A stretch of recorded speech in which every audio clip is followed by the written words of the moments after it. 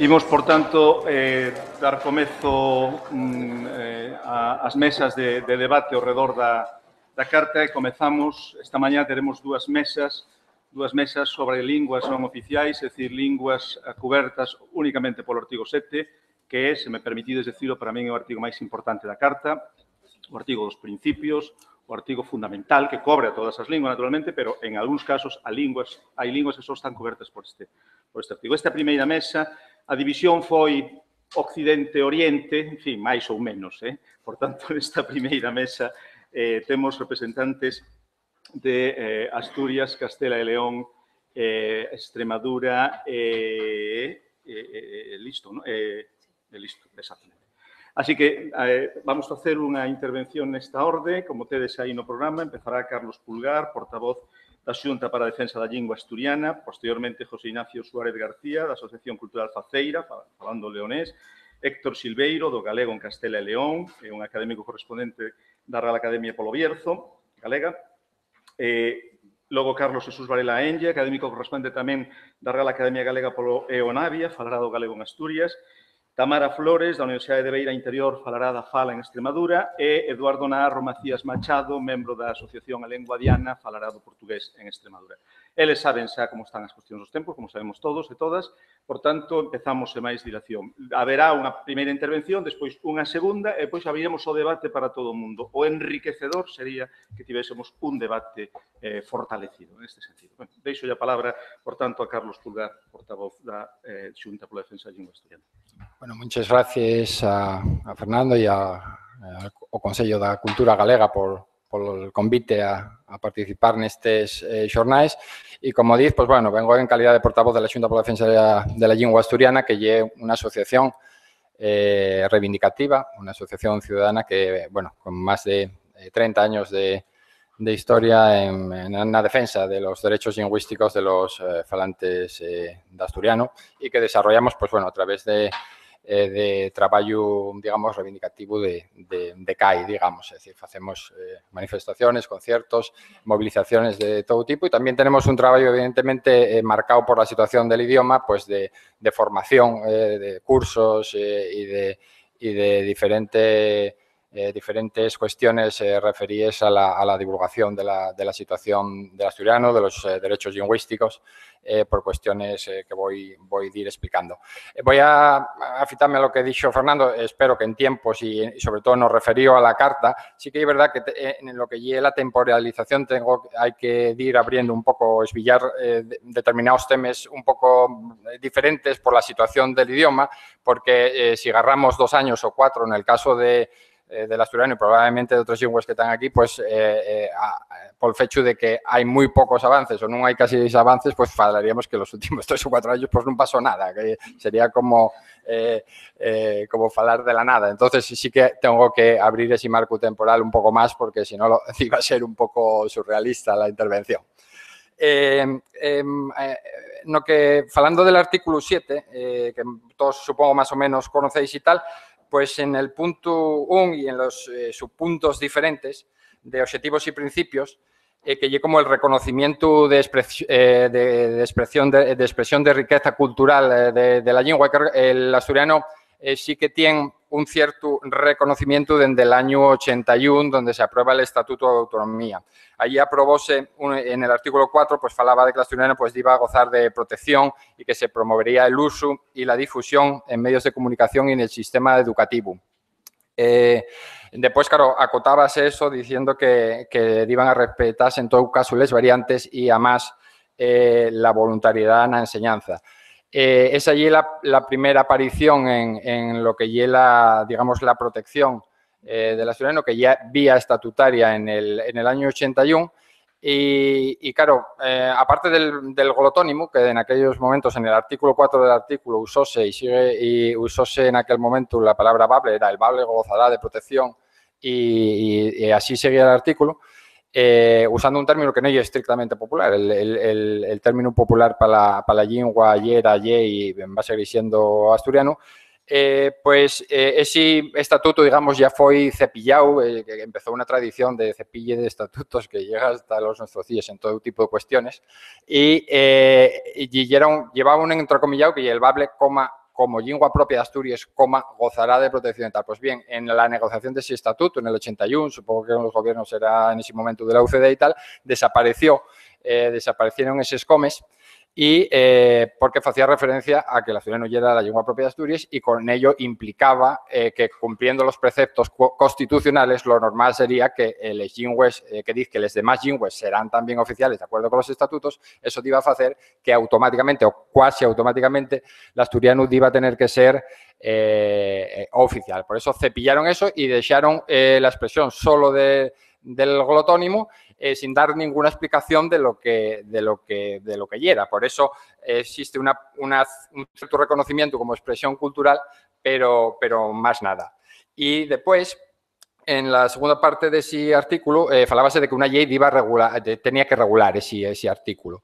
Esa ley no llegó hasta el año 1998, es decir, pasaron 17 años hasta que se aprobó una ley que se llamó Ley de Uso y Promoción, que la novedad que aportaba allí era que falaba ya de asturiano y falaba de lingua tradicional de Asturias. Es decir, volvían a evitar el término lingua propia por si tenía alguna implicación o por si tiene alguna implicación jurídica, inventaban ese término de lingua tradicional de Asturias. Es decir, afortunadamente, también llega la novedad que en esta ley del 98 pues introduce otra realidad lingüística de Asturias que en el estatuto no aparecía, que ya se cita también la presencia del gallego asturiano como lengua propia también de Asturias, como lengua de Asturias. En el caso como digo entonces, respecto al reconocimiento, hay un cierto reconocimiento, pero siempre bajo mínimos.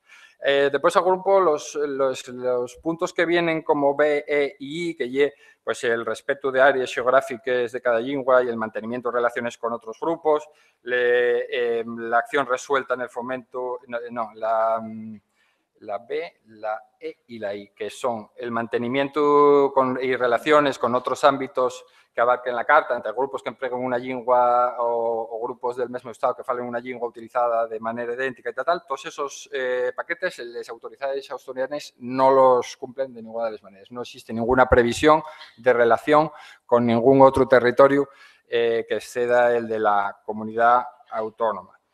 El punto C, que si existe o no una acción resuelta de fomento del asturiano, la verdad es que no existe tal acción resuelta con el objetivo de salvar el idioma. Existen unas medidas que podemos llamar cosméticas de promoción cultural o de, pues eso, de cierto fomento de la literatura o de determinados productos culturales, pero no hay acción resuelta con intención objetiva de salvar el idioma. Respecto al punto D, que es la facilitación del empleo oral y escrito del asturiano, de la lengua en cuestión, y una situación peculiar porque esa ley de la que falaba del uso y promoción del año 98 reconoce el derecho del ciudadano o la ciudadana a dirigirse a la administración en asturiano, pero no prevé que ni que los funcionarios o funcionarias estén formales para atender esas peticiones, ni que la administración tenga que contestar de ninguna manera a esa petición, y si contesta, puede ser generalmente en castellano. Por lo tanto, los poderes públicos ni faciliten ni fomenten en el uso. Es decir, en ningún momento hay a disposición impresos o otro tipo de documentos que faciliten el uso del idioma al ciudadano, que de una manera, digamos, pasiva sí que tienen el derecho a usarlo, pero sin ningún tipo de facilitación por parte de la administración. Respecto a la provisión de medios y formas adecuadas de enseñanza y de estudio en todos los niveles, no hay tampoco esa previsión en todos los niveles. Existe una escolarización en precario desde va más de 30 años. Entre el año 83 y el 84 empezaron a ponerse unos proyectos de enseñanza piloto de la lengua siempre como asignatura. Es decir, enséñase en 2 sesiones semanales, siempre tiene que haber una asignatura optativa para aquellos que no quieran agarrar la asignatura de asturiano, escudándose en aquello que falaban de la voluntariedad en el estatuto. Ellos traducen voluntariedad por optatividad y siempre ponen una asignatura optativa para los que non quieran ir. E en estos 30 últimos años non hubo mellora desa situación del sistema educativo de la presencia, es decir, solo como asignatura y solo como optativa. No llega hasta este año, cuando ahora mismo está abriéndose el proceso para empezar un plan piloto de introducción de la lengua en el sistema educativo como vehicular. Pero claro, un proceso muy pequeño, es decir, va a ser solo en 6 centros educativos, solo en 2 o 3 asignaturas. De esas asignaturas, solo una de las 2 hores semanales va a ser en la que se use la lengua asturiana como vehicular y así sucesivamente. Como digo, en estos 30 años no hubo ninguna variación en la situación de precariedad de la enseñanza y ahora lo que se propone, pues bueno, lleva un plan piloto ultra precario de momento para introducirla como lengua vehicular. Después, bueno, lleva más largo, pero bueno, por niveles educativos también hay mucha diferencia. Es decir, la presencia en primaria ya es relativamente importante, en torno a los 20.000 escolinos, y baja brutalmente en secundaria, a los 2.000 o 3.000, básicamente porque al ser solo estrictamente optativa y la competición de optatives de otras asignaturas en secundaria y enorme, por eso desciende de manera brutal. Hay que decir que no hay previsión de ningún tipo en infantil, en las escuelas de idiomas y en la educación de adultos, en todo ese tipo de educación, no hay ningún tipo de previsión, que empata un poco con el punto G del artículo 7, que llegue que si la administración pone medios para aprender el idioma a aquellas personas non falantes que están en la comunidad. Pues hay que decir que non, porque ni en las escuelas de idiomas ni en las enseñanzas de adultos se da eso. Ahí solo está el trabajo de asociaciones privadas, digamos, como podemos ser la Xunta por la Defensa de la Lengua Asturiana, que los que nos dedicamos a hacer cierta formación de adultos a través de cursos. Respecto a si hay promoción de estudios en la universidad, las autoridades tampoco tienen una política definida de beques o de premios para falar a la investigación asturiana. Generalmente lo que se da y por parte de interés de los investigadores y de ciertos departamentos o de ciertas personas en los departamentos. Pasando ya a los puntos siguientes, hay una distinción y exclusión, evidentemente, en el uso del asturiano. No hay en la administración nada pensado ni concebido para facilitar ese uso y una administración que está pensada fechamente en castellano. Y, por lo tanto, el uso del asturiano, más que fomentarlo o afalagarlo, lo que faen es, digamos, tolerarlo en ciertas circunstancias. Respecto a la parte 3, sobre si hay, digamos, medidas para favorecer la convivencia de grupos lingüísticos, la verdad es que la convivencia en los grupos lingüísticos de Asturias es generalmente buena, pero por una cuestión de tradición, de intercompresión y por digamos, por cuestiones endógenas de la propia sociedad, más que porque exista un esfuerzo real de las autoridades, que, como digo, tampoco existe en este campo. Respecto a si las digamos, autoridades tienen una cierta receptividad para hablar con los grupos reivindicativos o si tienen algún tipo de órgano para favorecer esa relación entre la administración y los grupos reivindicativos, los que quieren más derechos para su lengua, la verdad es que no existe ningún tipo ni de organismo ni de consejo asesor a nivel autonómico que establezca relaciones entre la administración y los grupos de lealtad lingüística. Sí que existen en algunas circunstancias a nivel local, a nivel de concello, a nivel de política municipal. En estos momentos el único consejo asesor activo y el del concello de Xixón, en la ciudad de Xixón, y el único que tiene un cierto funcionamiento normal. Es decir, por lo demás no existe ningún órgano autonómico que haga esas funciones de consejo asesor. Y yo creo que por la mi parte ya está. Excelente, gracias, Carlos. Ten ahora a palabra José Ignacio para falar do Lionés.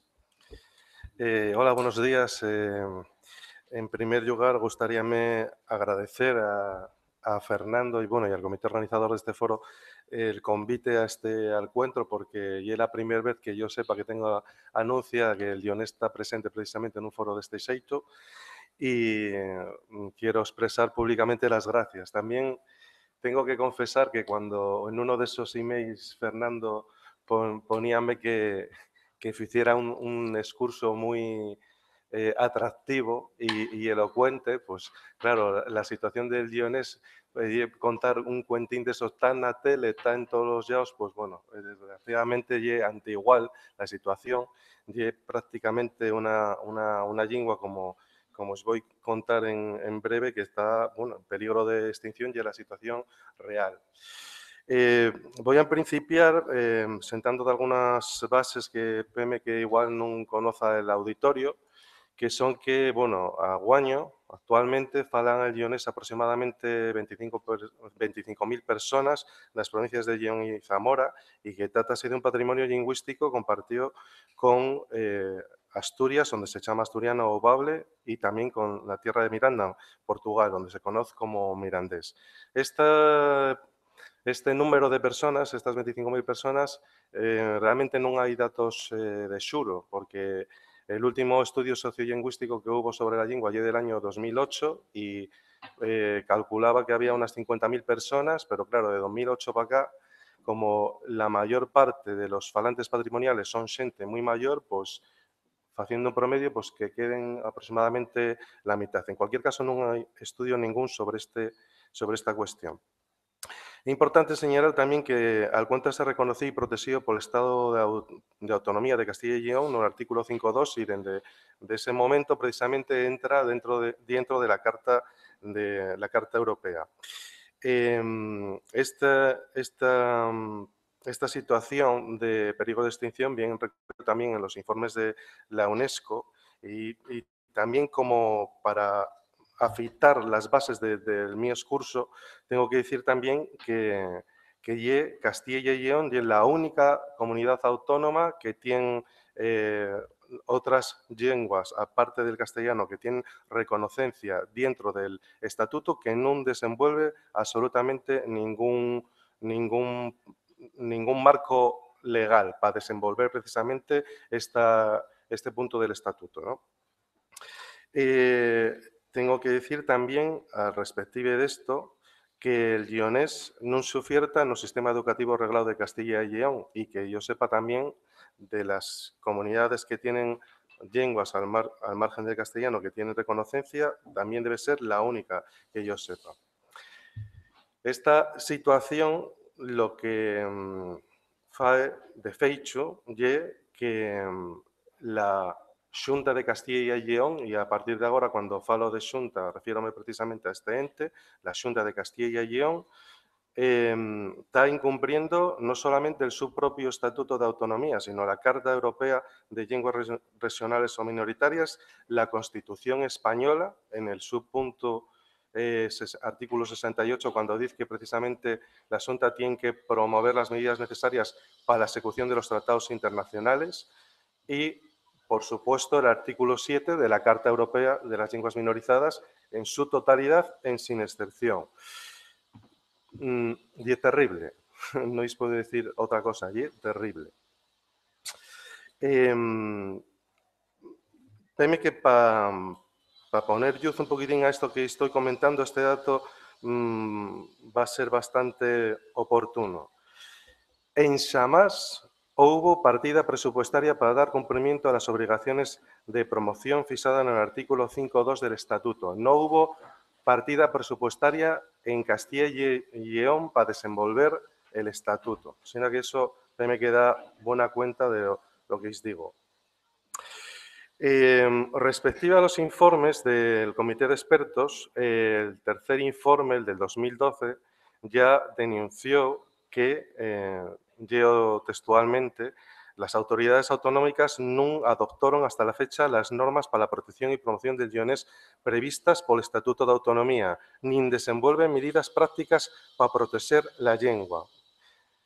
Más adelante, indica también que el lionés no se aprende en la escuela, y luego, Darreo señala que el Comité de Expertos afala a las autoridades a tomar medidas para ofertar el lionés como una parte integral del plan de estudios, tan siquiera como una asignatura y con carácter preferente en aquellas zonas donde se fala. Este foi el tercer informe de 2012. El siguiente informe, el de 2016, non solamente recalca nuevamente que se está incumpliendo da feicho totalmente el estatuto, sino que además fue una administración que tan siquiera apurrió ningún informe y además se convidó a la Xunta de Castilla y León a una reunión en Madrid para dar nuevos datos, a pesar de no remitir, de no apurrir ningún informe, y no acudieron a la reunión. Así está el tema. Está incumpliendo, la Xunta de Castilla y León está incumpliendo también la propia LOMCE, desde el momento que dice que en aquellas comunidades autónomas que existan lenguas oficiales que gocen de protección legal, las ofertarán, no su caso, no bloque de asignaturas de libre configuración autonómica, nos términos que determina la súa normativa reguladora. ¿Qué fue lo que se hizo hasta hoy para intentar pues salir de esta situación? Pues desde las organizaciones culturales, como la que yo represento, Faceira, lo que hicimos fue un labor de denuncia constante, esto en todos los ámbitos donde fue posible. Se denunció al Procurador del Común de Castilla y León, concretamente tengo aquí el número del expediente, dándonos efectivamente la razón y convidando a la Xunta a que desenvolviera precisamente ese estatuto y lo regulara al través de una ley de lo correspondiente. También fízose una proposición non de ley, la número 1163, para la que se instó precisamente al Gobierno de la Xunta a impulsar el lionés dentro del patrimonio lingüístico de la comunidad con medidas apobinadas a la súa protección específica en coordinación con las administraciones públicas competentes. Volvimos a mandar una nueva queja al Procurador del Común, que emitió una nueva resolución en la que insta a la Xunta a dar cumplimiento precisamente del artículo 5.2 del Estatuto, o hacer una regulación específica. Al respective a los objetivos y principios que voy a decir incumplidos completamente de fecho al lionés, pues tengo que decir, todas las acciones o todas las entrugas que se hicieron al Estado español para que respondiera sobre esta cuestión fueron completamente desoídas. Vamos, directamente ni retrucaron, o en el mejor de los casos, retrucaron en sin xeito, de cualquier manera. Y luego, respective a las partidas presupuestarias, que también bien relevante lo que os voy a contar. El único dinero que se gastó la Xunta de Castilla y León en la promoción del lionés fue la casigalina de 3.000 euros el año pasado. 3.000 euros desde 2007 hasta 2017. Y esos 3.000 euros fue exactamente en esto. Colaborar en la publicación de un libro, que no es ni coeditor siquiera, nada más que aparece el sello. Una exposición al rodio una exposición sobre el lionés que tuve yo una exposición, de verdad, y eran 2 armarios mal puestos con 4 libros mal puestos y una mesa redonda al rodio de esta exposición.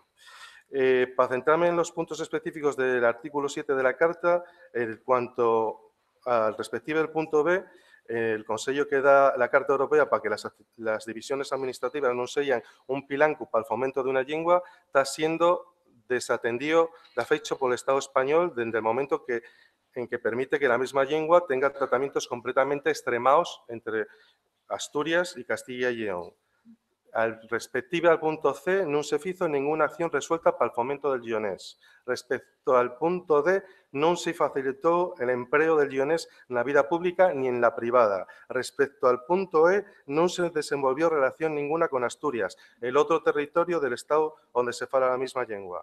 Respecto al punto F, non se puso ningún medio para el enseño ni para el estudio del lionés en ningún nivel educativo.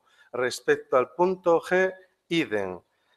O sea, para los non falantes pudieran deprender la lengua. Respecto al punto H, ningún apoyo de uso a la investigación en la Universidad de Lyon o otras de la comunidad. Respecto al punto I, ninguna medida empunteada al intercambio con Tierra de Miranda ni con lioneses residentes fuera del territorio español. Propuestas y prioridades más urgentes.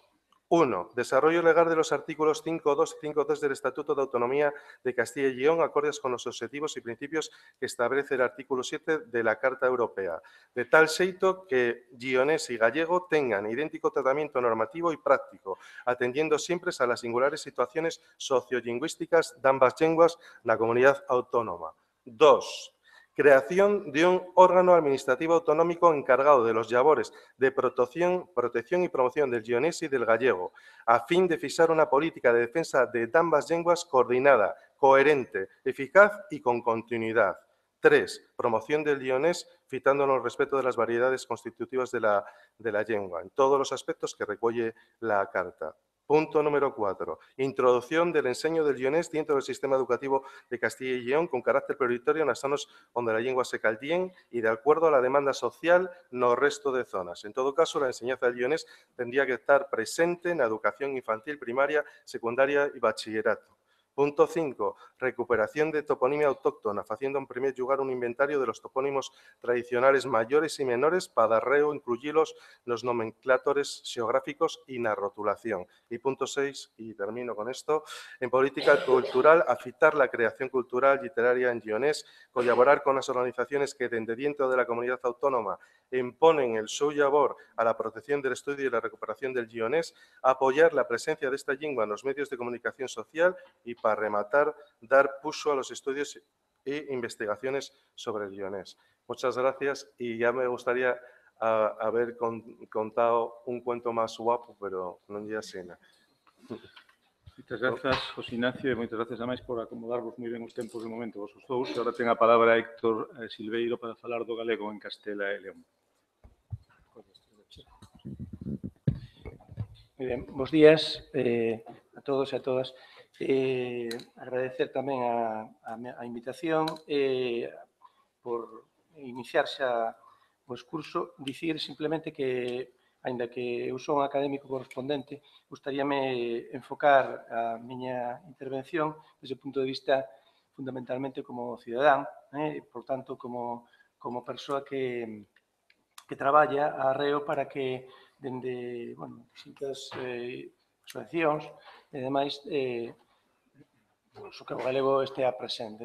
E de aí que haxa, a hora de facer adxetivos, introducir adxetivos de cara ao cumprimento e incumprimento da Carta, pois aparezan adxetivos como tímido, que é un adxetivo tímido e cumprimento de cousas, non aparezan outro tipo de adxetivos que podían ser contundentes, aseverativos. Ben, partimos dunha vulnerabilidade, a pesar do avance na valoración dos últimos anos.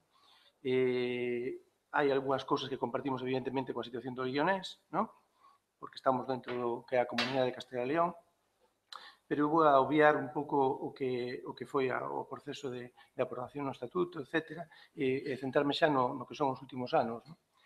No 2014, preguntábamos aquí nunha mesa con Angurias se o proceso que está a pasar o galego no Bierzo estaba máis próximo da normalización ou da desaparición. Como non nos apuremos, a perda de falantes, o Bierzo é o territorio do galegófono fora de Galicia, administrativa, que máis falantes perde, está a perder dende hai décadas, estaremos ante un proceso irreversible de desaparición. Precisamos medidas urxentes, porque constatamos, con crueza, que é necesaria unha política lingüística ben distinta da que se está aplicando, que é prácticamente nula, tímida, digamos. Ese menor índice de falantes de galego fai máis complexo frear esa desaparición. Mantemos unha situación semellante a do galego na época do franquismo, co agravante dunha bastante perda de falantes nos últimos 20 anos, especialmente entre a xuventude. A debilidade da transmisión familiar, é dicir, un dos espacios tradicionais nos que o galego se resgardaba, está en total regresión. agravada pola terrible agresión da desruralización, despoboación do Bierzo Oeste e da zona das Portelas. Curión, poño un exemplo, onde todos os ninos falaban galego, hoxe, case sen ninos, poucos son os que o falan na casa. O éxito e a esperanza de introducción do galego nas escolas no 2002 comeza a dar síntomas de estancamento. É preciso dar un paso máis, evidentemente. Este espacio innovador para a lingua é un ámbito no que, de novo, a cidadanía foi e vai por diante da lenta e torpe actuación, por veces, da administración. Precisa claramente un ritmo diferente e de outras medidas da administración, fundamentalmente. Precisa, evidentemente, que se acompañen medidas que vayan máis alá do eido educativo para que a perda de falante se poda salvaguardar. A Veiga de Valcarce, un exemplo. Territorio galego falante por excelencia segue sen ofrecer a optativa de galego no seu centro escolar. Tras 15 anos de constantes solicitudes neste sentido e segue sendo unha tremenda torpeza e falta de sensibilidade da administración educativa. A ausencia de planificación á hora de actuar con decisión, como di a propia carta, no último dos informes, do Comité de Expertos e incluso da Comisión Ministerial, pois para agrupar tanto os vellos como os novos espazos para o galego fanse máis que evidentes. Vésese, por exemplo, a denuncia realizada por propio Comité de Expertos na última das cartas. Gostaría de analizar en detalle algunhas cuestións relativas á única actuación de carácter continuado, fora das intervencións puntuais, que hai algunha, que as administracións da Xunta de Galicia, por unha banda, e a Xunta de Castilla e León, veñen desenvolvendo referíndonos á introducción, sobre todo, do galego nos centros de ensino do Bierzo e da Seabra. Falemos dos últimos atrancos da carreira de obstáculos permanente na que se veu convertendo a introducción do galego no ensino do Bierzo. Falamos da actuación da aplicación da LOMCE no 2014, que segue imposibilitando que se curse en bacharelato a materia de lingua galega en pé de igualdade con outras materias do currículo en horario lectivo establecido, conculcando dereitos lingüísticos, como, por exemplo, o acceso ao CELGA 3, para os que cursaron ata o cuarto da ESO, entre outros despropósitos e deslegitimación pública do propio programa de promoción que exerce a Administración Educativa. E a pesar de pronunciamentos unánimes das distintas forzas políticas no Parlamento galego, por exemplo, no Consello da Cultura, e incluso pronunciamentos que van máis alá, que chegan incluso a Comité de Ministros Europeos no 2016. Non é máis que o último escollo, aínda por salvar, nun programa que chegou tarde. Nos anos 90, a Inspección de Educación de León prohibía a un obradoiro de galego que promovían os propios docentes en Vilafranca do Bierzo.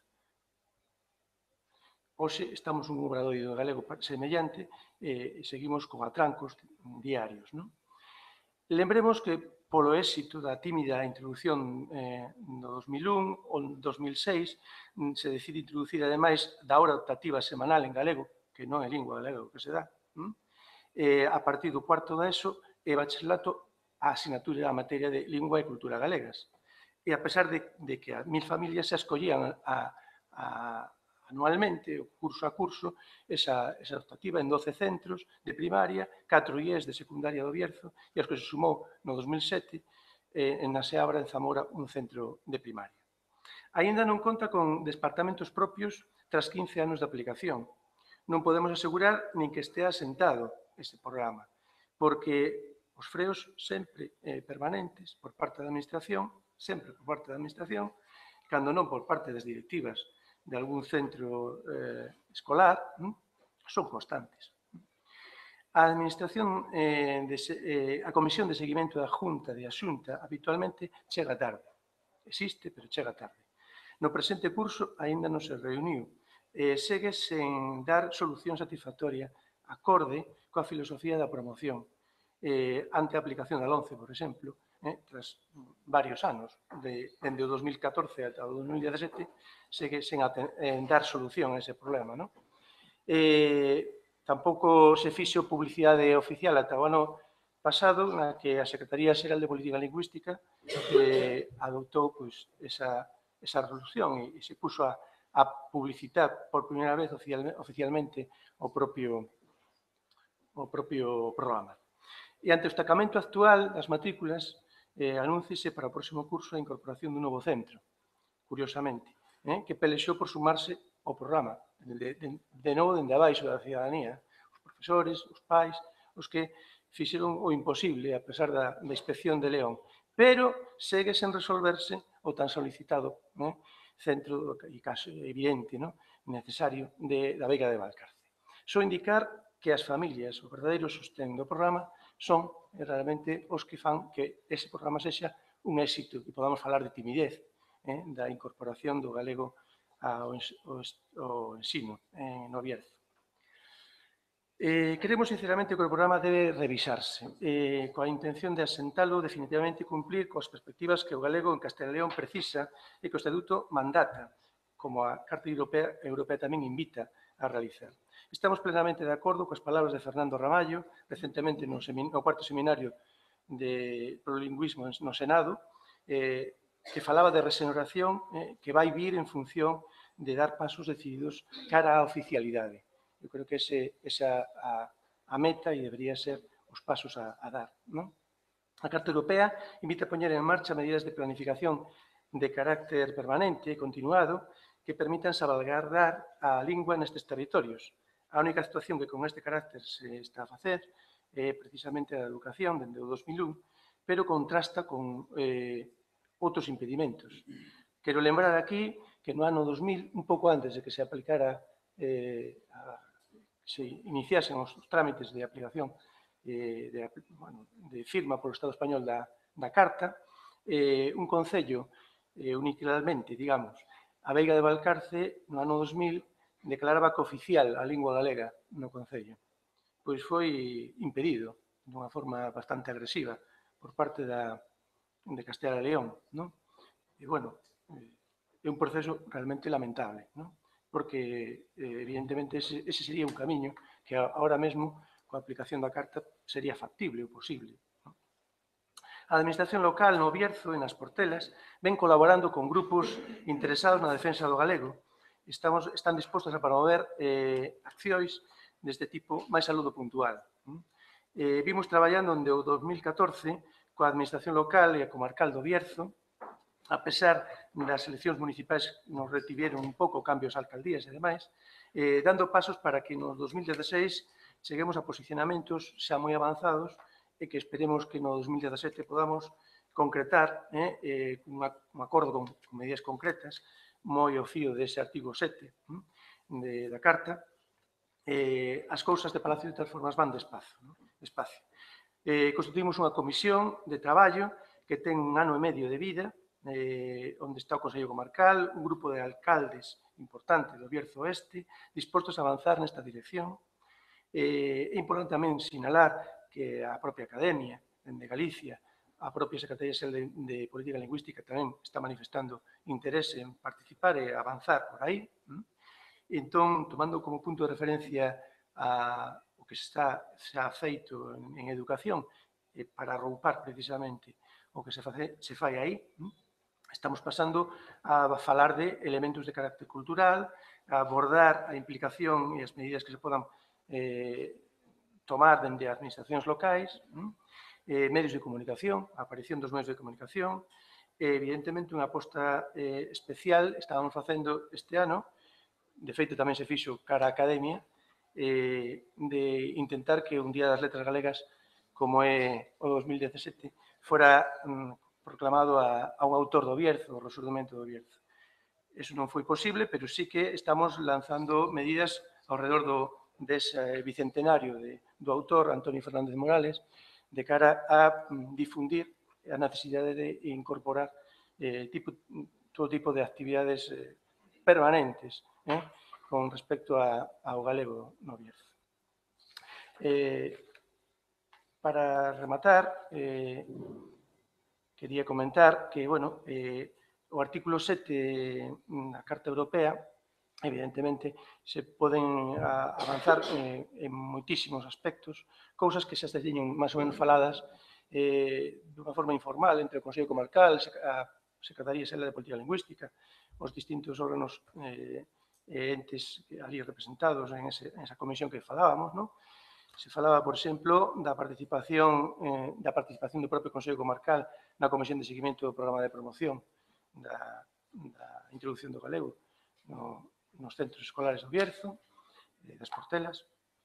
Convenios en materia de xestión administrativa. Se falaba, por exemplo, da posibilidade de abrir unha ventana única da Administración galega para tamén no Bierzo.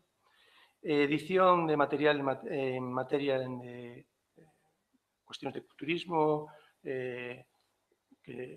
no que fundamentalmente traballa o Consello Comarcal, circuitos culturais con distintos concellos, opción de abrir a páxina en galego tamén do Consello Comarcal, estudar a aparición regular do galego en medios de comunicación, etc.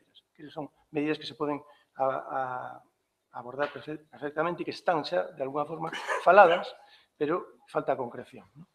Son primeiros pasos para ir vertebrando un verdadeiro proxecto de planificación lingüística no que os colectivos na defensa do galego, a propia academia, os concellos, o Consello Comarcal, a Secretaría Xeral de Política Lingüística, como dixen, están implicados de alguna forma. Non?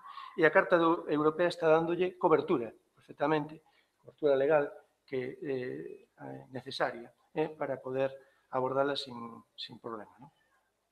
En conclusión, faise vital para o galego do Bierzo nas Portelas acadar un compromiso de carácter político que inaugure, de feito, ese proxecto de planificación lingüística.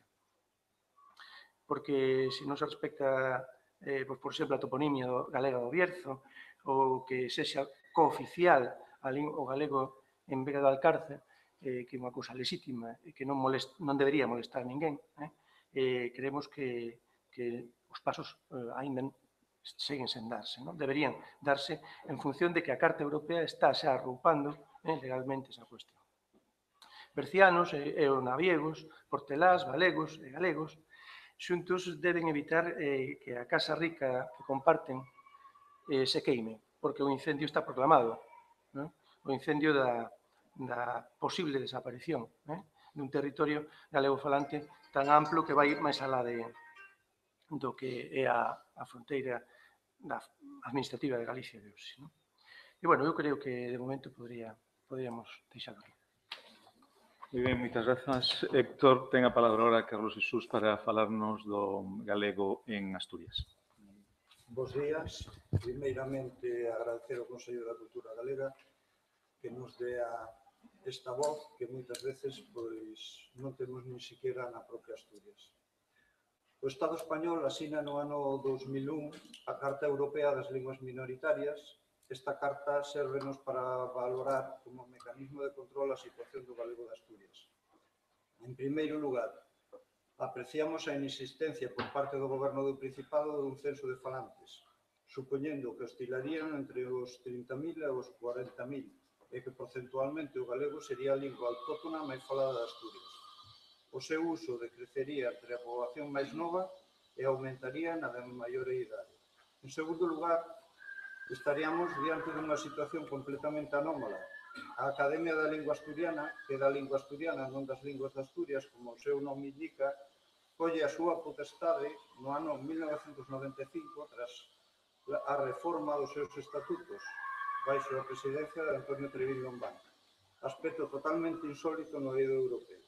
Deste xeito, o artigo 1, no punto K dos estatutos da Academia da Lingua Asturiana, di que a todos os efectos a Academia da Lingua Asturiana promoverá e velará pola variante lingüística galego-asturiana ou asturgalaica. No cuarto informe da Carta, incomprensible e irracionalmente, o galego de Asturias xa non aparece dentro do galego exterior, aparece como un apéndice subalterno do asturiano chamado gallego asturiano e xa tutelado pola Academia da Lingua Asturiana. En terceiro lugar, a Real Academia Galega non posúe ningunha competencia na realidade, malia estar nos seus estatutos referendados polo Ministerio de Educación e Cultura a nivel estatal no ano 2000, aspecto que non acontece cos da Academia da Lingua Asturiana só aprobados polo Consello do Goberno do Principado a través da Dirección Regional de Educación.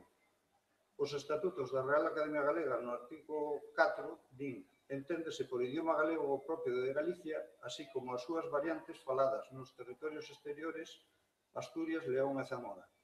A isto sumariamos a Lei de Normalización Lingüística de Galicia, publicada no BOE no ano 1983, e que di no título 5 do Galego Exterior, punto 2, así mesmo fará uso do previsto no artigo 35 do Estatuto de Autonomía a fin de protexer a lingua galega falada en territorios limítrofes coa comunidade autónoma. Ese artigo 35 fala de convenios con outras comunidades autónomas ou do establecemento de acordos de cooperación. De seguido, poderíamos resumir a situación en varios puntos. A inexistencia por parte do Goberno do Principado de Asturias dunha protección real do galego de Asturias, a Lei de Estatuto de Autonomía só contempla o bable, entre aspas, asturiano. A Lei de Uso de Promoción do Bable / Asturiano de 1998 fala dun réxime de protección, respecto, tutela, que se espallará ao galego / asturiano nas zonas nas que ten carácter de modalidade lingüística propia. Non fala de lingua, fala de modalidade lingüística propia. Hai que decatarse que esta lei só fala de asturiano como lingua propia de Asturias e nunca do galego, que só aparece como modalidade.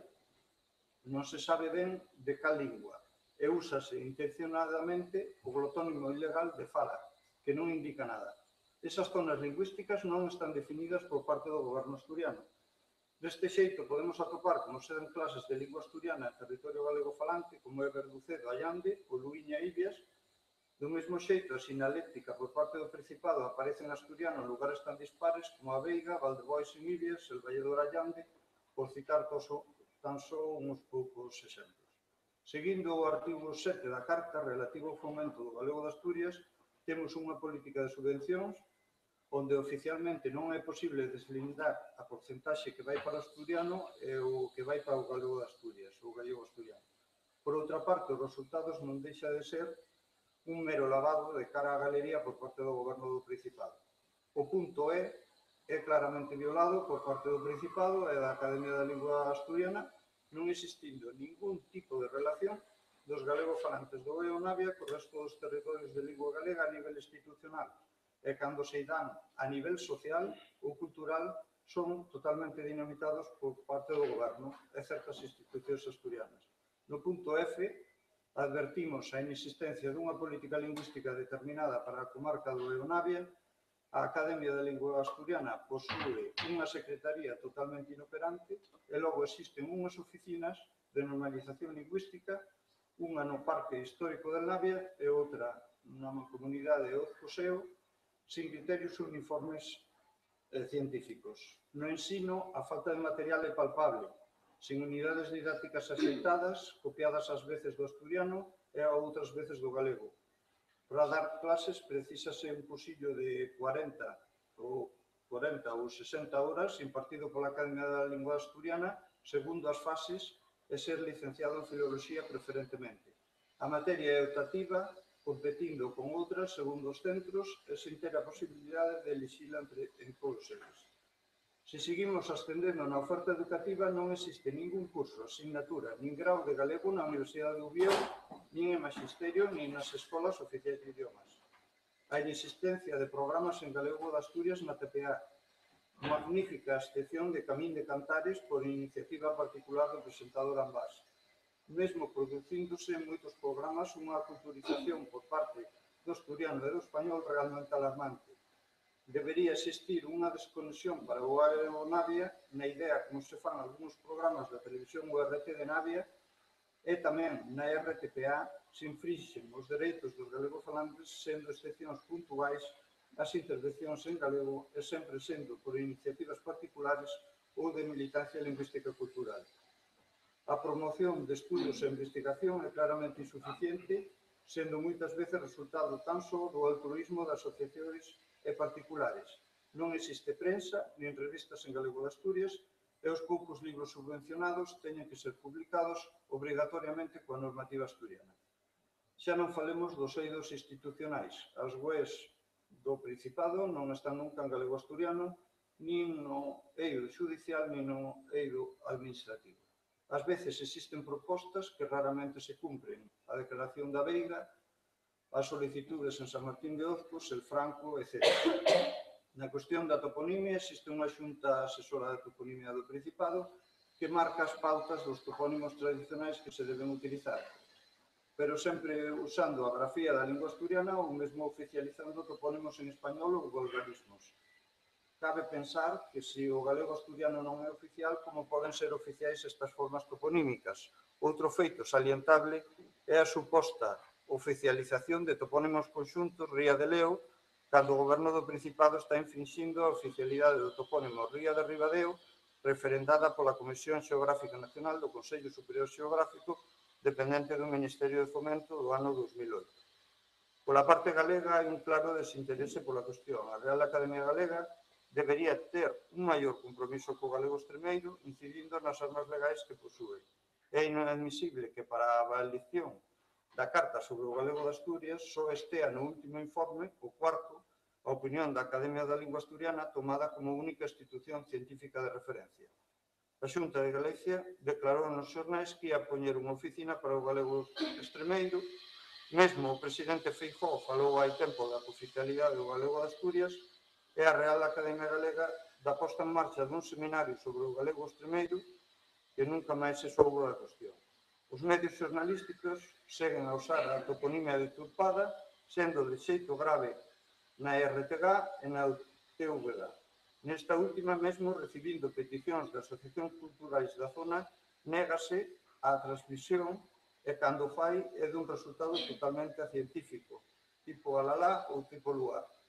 Mesmo terían que incluir nos mapas do tempo as comarcas extremeiras como un feito de base cultural lingüístico claro e non político. É fundamental un maior entendemento entre os gobernos asturiano e galego en materia lingüística sobre o galego de Asturias, xa que Galicia parte dunha situación mellor en canto a materiais, normalización, etc., que inexplicablemente son rexeitados pola parte asturiana. E, por outra parte, unha maior implicación dos organismos institucionais galegos, como a Real Academia Galega, o Consello da Cultura Galega, máis proxectos ou publicacións sobre a comarca das universidades galegas, a excepción sería de Vigo, e iniciativas particulares de membros da USC, da Xunta de Galicia, do Museo do Pobo Galego, Arquivo do Reino de Galicia, das bibliotecas, etc. E a precisa introducción do galego na Universidade de Uvieu, en Magisterio, e nas escolas oficiais de idiomas, e dunha delegación da RTG e da TVG para a comarca. Moi ben. Grazas, Carlos Jesús. Ten agora a palabra Tamara Flores para falarnos da fala en Extremadura. Sí. Bueno, buenos días, muchas gracias. Quería agradecer a la organización o convite por estar aquí, por expor a nosa realidade e ter tamén o privilegio de coñecer outras realidades lingüísticas que tamén son miñas. Bueno, eu traio fundamentalmente un relato de iniciativas persoais, locais e asociativas, porque o grado de cumprimento da Carta Europea por parte da Xunta de Extremadura se pode resumir da seguinte maneira.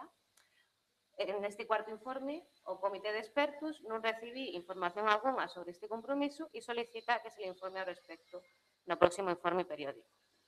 Se nos remitimos ao tercer informe, aquí tamén hai algunhas informacións cuestionables, como ya denunciou Costas González. A mí que máis me chocou foi que no ámbito educativo se alegou a integración da fala na educación como proxecto a fala na escola, na máis longe da realidade, porque esta foi a única subvención que se ha dado para integrar no currículum escolar e con era unha actividade extraescolar que se chamaba Taller de Lengua no curso 2000-2001 e foi retirar a subvención a pesar de ter un 100% de alumnos inscritos. As iniciativas que se levan a cabo nas escolas e no instituto dependen da voluntade dos docentes. E, bueno, non aparece nenhuma información, non só porque supoño que hai un descoñecemento da carta por parte desta institución da Xunta de Extremadura, sino tamén porque non se ha feito nada, non hai información que dar. Bueno, o único apoio institucional do que podemos falar é por parte da Deputación de Cáceres, que está apostando nun proxecto que se chama Parque Cultural Serra de Gata. Está creado a imagen de parques ya existentes nos Estados Unidos e sobre todo parques de Aragón, e ten un plan de acción que vai desde agora, proceso inminente, desde agora hasta o ano 2019, e contemplan vías de actuación no plan educativo e no plan científico, no programa educativo e no programa científico.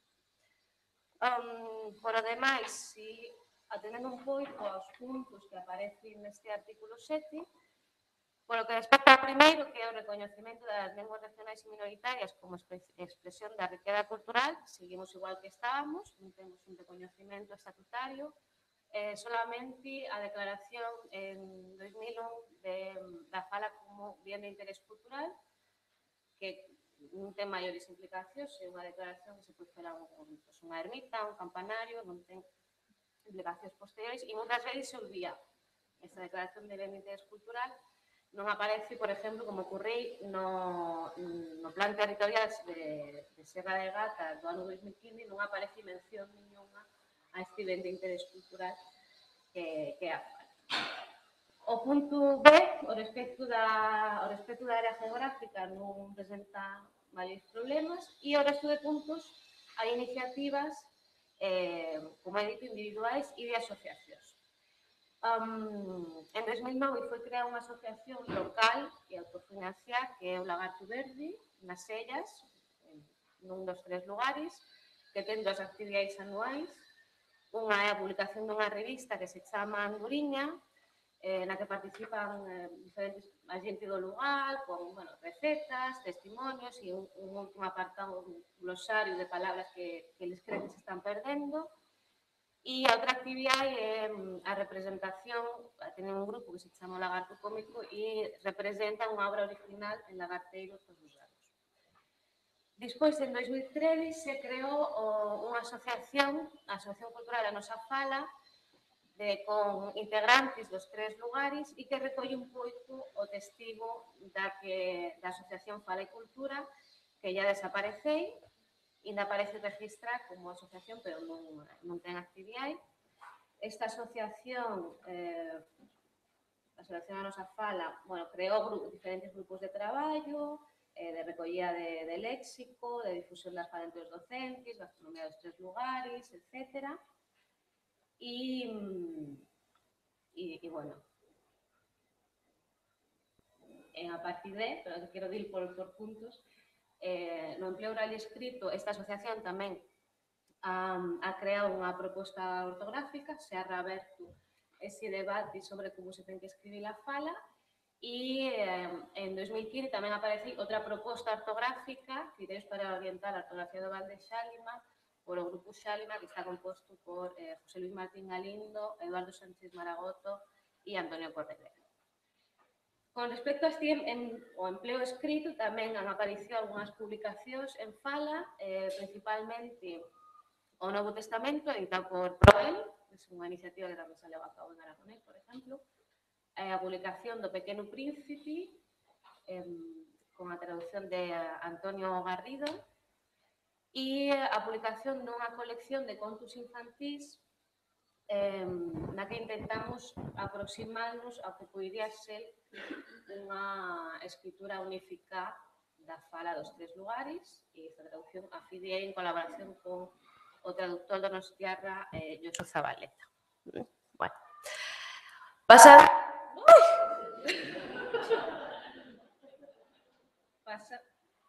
pasando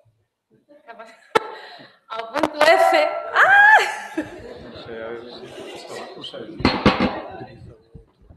Perdón.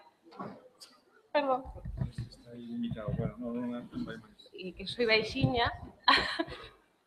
Pero si no... Vale. Bueno, No referente ao punto F, que son a provisión de formas e medios adecuados para a enseñanza, como he dito, isto depende da voluntade dos docentes. No Instituto de Valdexálima, que abarca os 3 lugares, non coñezo moito, tamén porque non he tido oportunidade de falar con os profesores, pero creo que só han feito un concurso de relatos organizado por a Asociación A Nosa Fala e unha representación teatral dunha obra original valverdeira que son os sainetes de Isabel López Lajas. Despois, nas escuelas, a máis activa quizás sea a de San Martín, e porque hai dois docentes moi implicados, dois docentes falantes moi implicados e queren a colaboración do resto de docentes que non son falantes, pero que apoian, non, as iniciativas deles. Eles o que fain, pues, 2 veces ao ano unha representación de teatro en San Martiño e en Naviais, han creado este ano, han feito os meninos un libro de tradicións típicas de San Martín en Fala, viñancicos en Naviai, un contacontos, o día do libro, etc. E o máis era dentro do currículum escolar traballar no portfolio europeo das lenguas, que é onde se registran diferentes experiencias de aprendizaje e de reflexión de lenguas e culturas. Eles intentan sempre fel en as 3 lenguas do centro, que son inglés, portugués e a fala. Por o que respecta... Bueno, e eles, isto fain na máis absoluta precariedade, que ixa que teñen eles, non teñen recursos económicos, non teñen tempo, entón se van turnando, deixame unha hora de lectura para preparar esta parte do portfolio, un pouco a implicación de todo o corpo de docentes, e a justificación que sempre se les dá é que non hai horas para ensinar a fala. Eles han proposto varias veces que iso se podía fer en horario extraescolar, a justificación é a mesma, a pesar de que hai unha actividade extraescolar, isto falo no caso de San Martín, hai unha actividade extraescolar que é informática, que leva 7 anos con 0 alumnos. Pero, pois non sei por qué, non se cambia, non, para facilitar a enseñanza da fala. Como vai de tempo? 6 minutos. Vale. Bueno. Respecto ao punto G, que sería a enseñanza non falantes, o que se ha feito en 2015 un curso no Centro de Profesores e Recursos dos Follos, en colaboración con esta asociación, con a Nosa Fala, se creou un grupo de traballo que era o bilingüismo na Serra de Gata, e se pretendía, bueno, pues sensibilizar ao docente da necesidade de coñecer as redes lingüísticas do alumnado, integrar a fala na escuela, dar pautas, ideas e pistas para incluir a fala na programación, promover o intercambio de experiencias e motivar aos docentes que non son falantes a integrarse en ese aprendizaje, ese proceso de enseñanza-aprendizaje da fala. Outra iniciativa neste sentido son os cursos que se han vindo fendo na Escola Oficial de Idiomas de Cáceres, iso tamén por unha iniciativa individual. O coordinador é Fortunato Castro, un gran amante de todo que ten que ver con o galego e con o portugués, que ha creado recentemente unha sección de unha biblioteca da fala na Escola Oficial de Idiomas, e aquí se trata dun curso, ten unha primeira sesión máis teórica e unha serie de sesións de un curso de nivel A1, no marco europeo de referencia, para non falantes. Os asistentes son tanto alumnos da Escola Oficial de Idiomas como do CPR de Cáceres. E a docente era aí, e teño que dir, recalco isto porque moitas veces aí se pensa que quen vai a querer aprender isto. É o que pensan os políticos locais e moita xente dos 3 lugares. E isto é unha proba de que non. O primeiro ano tuvemos 65 alumnos e o segundo ano tamén cubrimos todas as plazas e tuvemos 76. E isto é unha proposta que esperamos que seguir fendo todos os anos. E o último punto, que sería a promoción de estudios e investigación, isto tamén depende de iniciativas un investigador que publicara un artículo ou non, non hai ningún tipo de financiación. Se ha publicado bastante nos últimos anos na Universidade de Vigo, na Universidade de Extremadura. O único proxecto que entraría dentro de aquí sería que aparece no terceiro informe é o tal chamado Museo da Fala. Isto se concebí para ser un centro de estudios, despois pasou a chamarse Museo da Fala e agora se vai a chamar, creo, Centro de Interpretación da Fala. Pero non sei moi ben en que vai a consistir, porque o edificio ya está reformado, está preparado para ser aberto, pero non ten ningún tipo de consignación presupostaria. Entonces, pois el que acabe sendo a nova biblioteca de San Martín. Non hai moito máis. E creo que ya acabo. Moi ben, moitas grazas, Tamara. E agora ten a palabra Eduardo para falarnos do portugués en Extremadura. Não sei se ouve, ou se não apanho este. Vamos ver se este dá. Ouve-se? Ouve-se?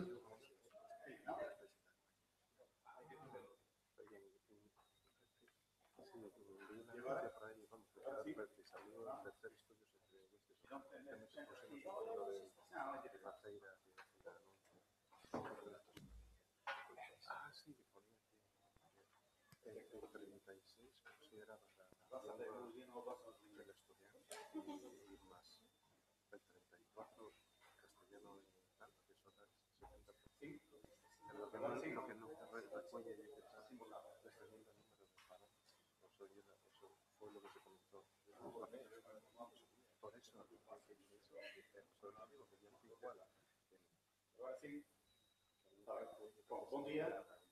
Em primeiro lugar, agradecer ao Conselho da Cultura Galega.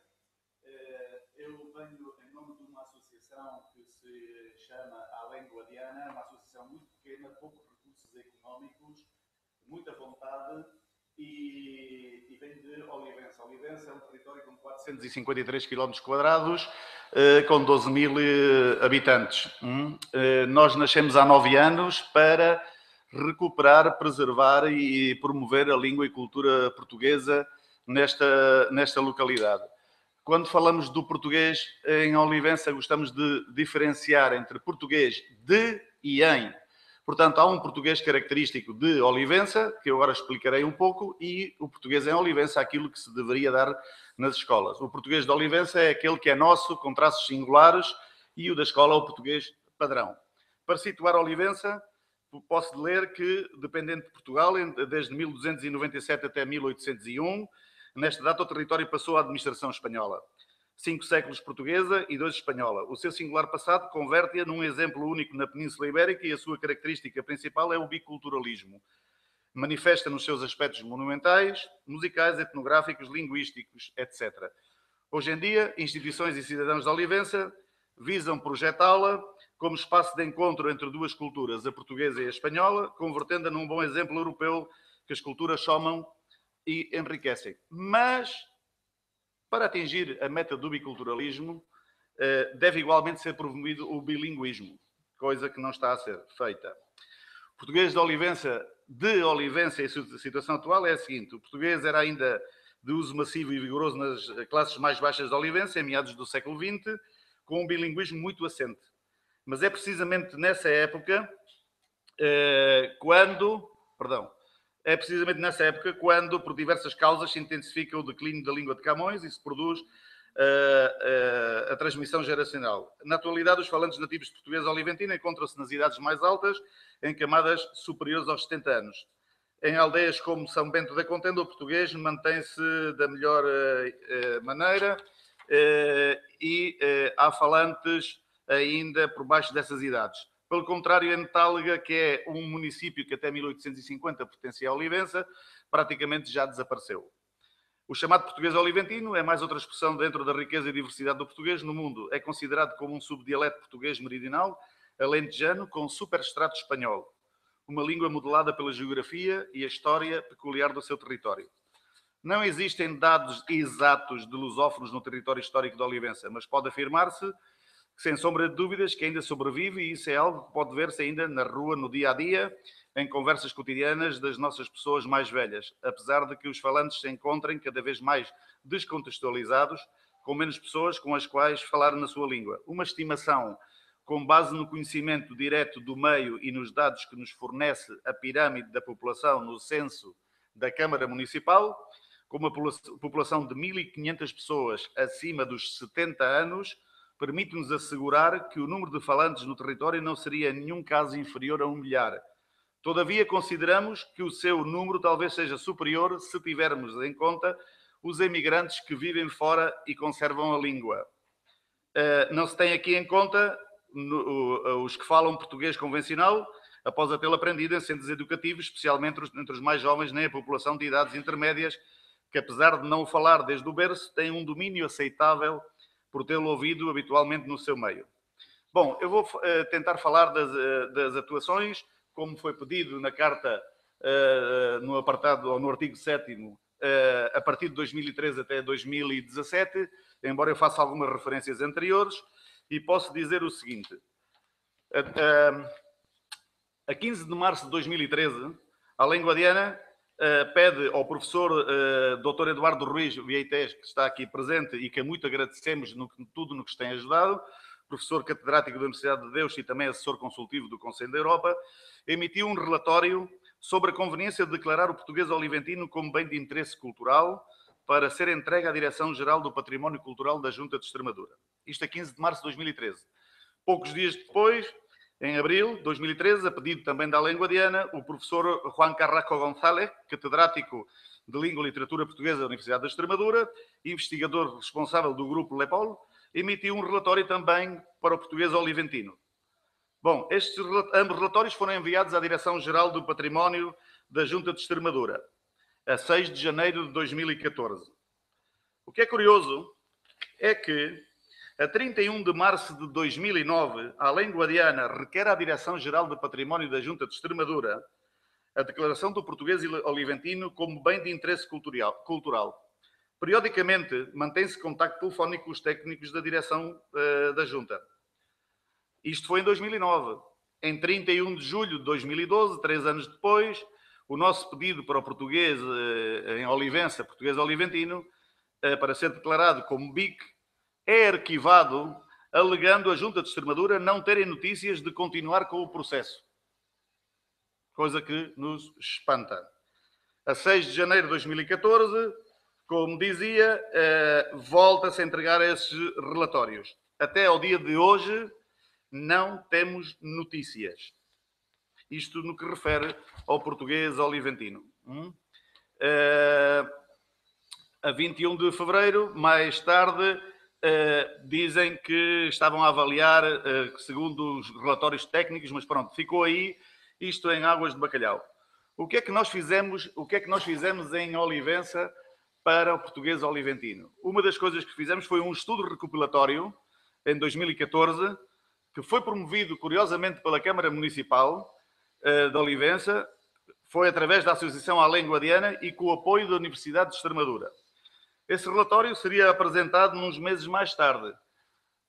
Segundo as notícias que eu tenho da Universidade de Extremadura, esse estudo não pode avançar porque não há verbas para a investigação. Portanto, da parte da Universidade de Extremadura não se pode fazer a transcrição fonética e outras investigações.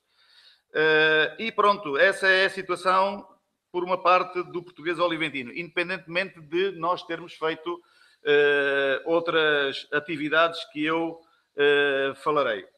Agora, falando um pouco da situação, como está o português nas escolas de Olivença. Em 2013, em 2014, fins de 2014, deixa de ser lecionado o português nas aldeias de Olivença, que estão através de um centro rural agrupado, e no qual o diretor desse centro nos pede para fazer uma carta à Embaixada, na qual nós acedemos. Essa carta foi enviada à Embaixada e, depois de 2 anos, volta ao português às escolas do Centro Rural Agrupado. Mas, dentro da localidade de Olivença, há um centro primário público e um secundário também público, mas, ao mesmo tempo, há um colégio privado, concertado, onde se dá aulas de primária e secundária. Este colégio, depois de nós termos feito umas jornadas em 2013, onde tivemos presentes membros de várias associações e também foi para abordar a língua na Extremadura, com a presença da Diretora-Geral da Educação, o que se falou, pois foi de muitos números, mas de pouca atividade. O que é certo é que na escola privada, a partir dessa altura, começa a ter um projeto de português, desde o infantil até acabarem o secundário. Esta escola promete. Esta escola está a agir como está a lei na Extremadura, que o português é considerado segunda língua estrangeira e então, pelo menos, implementaram todas as áreas. Na escola pública acontece uma coisa absurda. O projeto curricular da Junta diz que para aceder, da primeira língua estrangeira é o inglês, para aceder a uma segunda língua deve-se ter um professor nessa escola. Se não tem um especialista dessa matéria, não se pode aceder à língua. Quando falamos disto, uma coisa absurda, estamos a falar de Olivença. A Olivença tem um perfil diferente a qualquer outra localidade, pelo esse passado de 500 anos de cultura e língua portuguesa. Quando passamos à escola, então, como é que se segura este português? É um português através desde a primária até o segundo, perdão, desde o infantil até o segundo ano da primária, através de um chamado Plano Portugal, que é a Junta de Extremadura que tem, mas é um plano meramente presencial, porque a matéria não é avaliada. Isto é um professor que está em conjunto com a Embaixada Portuguesa, na qual apresenta só língua e cultura portuguesa, às vezes de meia hora a 50 minutos, uma vez por semana, e essa é a situação na escola primária. No que respeita ao liceu, a escola secundária tem, em todos os anos letivos de secundária, mas, curiosamente, só tem um professor licenciado de Filologia Portuguesa. Isto é uma crítica ao que acontece na Extremadura, aproveitando o caso de Olivença. Os professores ou as pessoas que estudaram licenciatura de Filologia Portuguesa, muitos deles estão desempregados devido à reciclagem de professores de outras línguas com C1s ou com B2, e é o que acontece na escola de Olivença. Independentemente de um professor de licenciatura de Filologia, o resto são professores de outras áreas, geralmente de inglês, que estão a lecionar. E também tem lá o programa da Embaixada Portuguesa, mas é uma coisa meramente presencial. Devido a todos estes problemas, em novembro de 2015, nós criamos uma comissão educativa para a língua e cultura portuguesa, para a Olivença, em plano genérico, não só para a comunidade educativa, senão também com a presença de um representante da cidadania. Curiosamente, nessa reunião de 22 de novembro de 2015, é convidado o presidente da Junta de Extremadura, Guilherme Fernández Vara, que está presente, e avaliamos a situação. Até ao dia de hoje, pouco se tem andado e essa é uma situação das escolas. Em 28 de dezembro, portanto, dezembro deste ano passado, Eduardo Ruiz, como consultor e amigo, foi a Olivença fazer uma visita. Nós convocamos uma reunião com o Presidente da Câmara para avaliar novamente a questão do português de Olivença, mas até hoje o silêncio continua presente. E a Linguadiana, pois, tem feito imensos trabalhos, não? Desde organizar jornadas de português oliventino com algumas línguas minoritárias da Península Ibérica. Conseguimos recuperar o nome de ruas de Olivença em português, aprovado pelo Pleno Municipal, pelos 3 grupos políticos. Temos feito edições de lusofonias, temos levado membros da Associação Alenguadiana, idosos, às escolas, para que tenham interação com os alunos da primária com o português oliventino. Criamos grupos de conversa, tem-se lecionado cursos, e tudo isto chegou a um contexto muito curioso. É que, conseguimos encaminhar com o Estado português a nacionalidade para os oliventinos, coisa que não é nada fácil. É uma coisa bastante complexa. Mas eu pergunto, para que serve a nacionalidade sem identidade? A identidade está na língua e na cultura.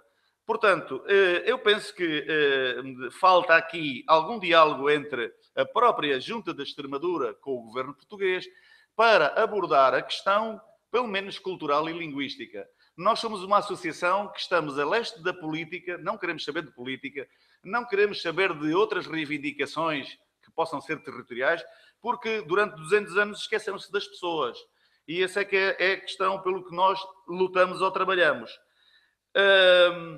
Além disso, até criamos uma confraria gastronómica para recuperar a questão da gastronomia oliventina, que é uma gastronomia muito peculiar e que tem essa mistura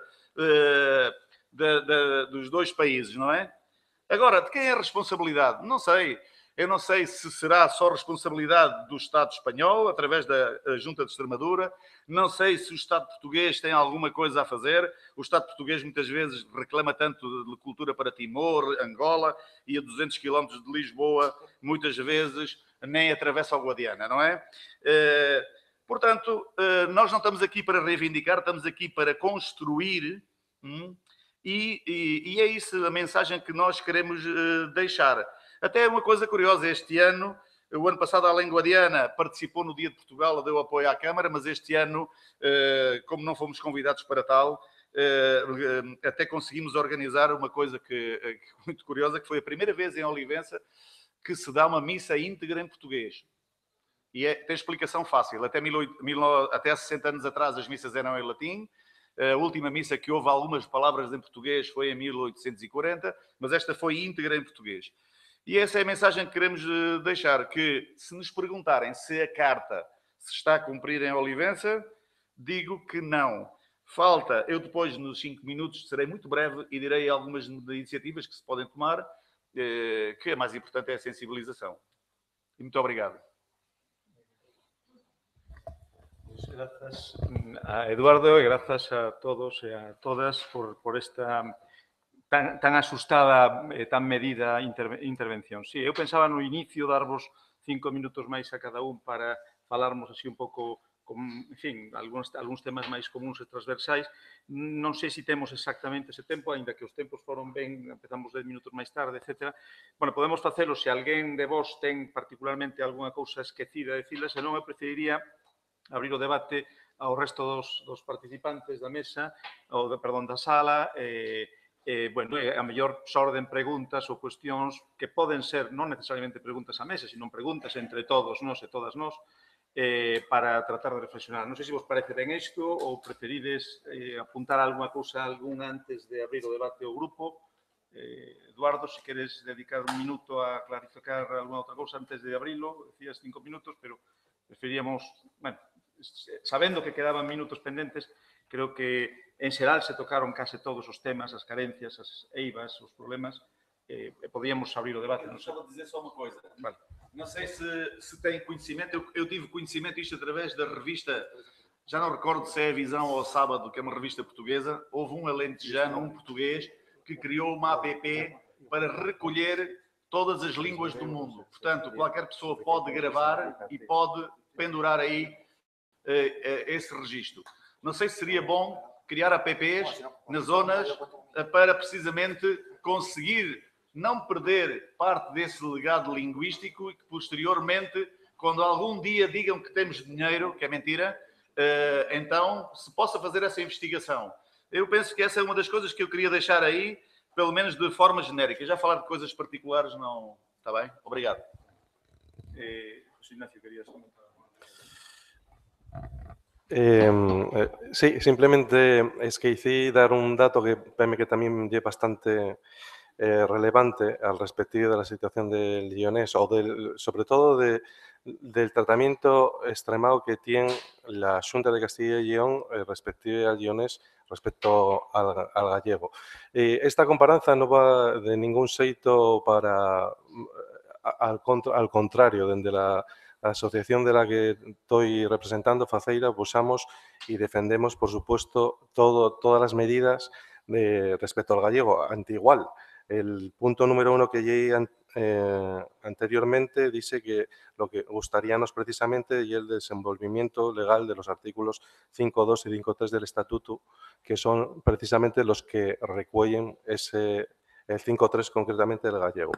Pero respective de esos 3.000 euros, de esa casi galina, 3.000 euros en 11 años, simplemente si el gallego non importa nin gota a la Xunta de Castilla y León, por lo que nos contó Héctor, el compañero Héctor, si hubiera que medir eso, si hubiera que cuantificarlo, eso significa que el leonés importáis 20 veces menos, que es exactamente la división entre los 6 millones aproximadamente que recibió el gallego y los 3.000. O sea que eso da 0,05%.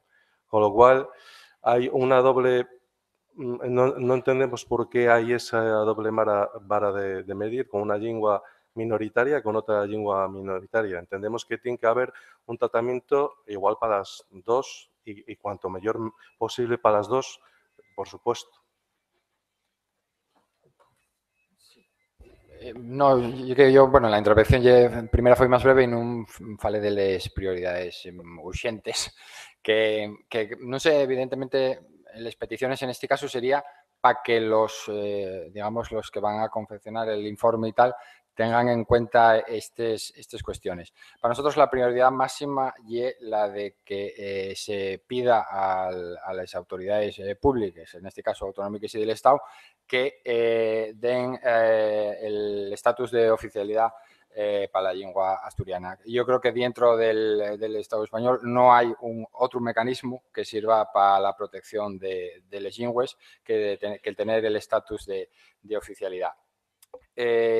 Después, comentabas, hay otro mecanismo que dices que estamos en un grupo de lenguas que solo se aplica el artículo 7, pero hay otro mecanismo que no sé muy bien cómo formula, que es que el Estado puede aceptar cumplir otras partes de otros mecanismos, de otros artículos que no se aplican a las lenguas que de momento no tienen reconocimiento oficial. Nosotros sí que insistimos sobre todo, y las peticiones y la reivindicación social en Asturias van también por el camino por lo menos del artículo 8 del enseño y el artículo 11 de los medios de comunicación, y en tanto que queremos que el Consejo de Europa también manifieste, aparte de que pedir el estatus de oficialidad, que se pida una enseñanza que asegure que por lo menos todos los ciudadanos y ciudadanas que acaben la enseñanza obligatoria tengan un conocimiento suficiente de asturiano. Respecto al artículo 11, que serían los medios públicos, en Asturias existe una televisión pública desde el año 2005 que emite el 95% en castellano. Empezó emitiendo el 100% y pasaron 2 años hasta que empezó a emitir algunos programas y ahora emite un porcentaje que va a 3, 5 o 6% de programación asturiana, siempre vinculado a temas estrictamente culturales, musicales y de ese tipo, es decir, no en otro tipo de programación.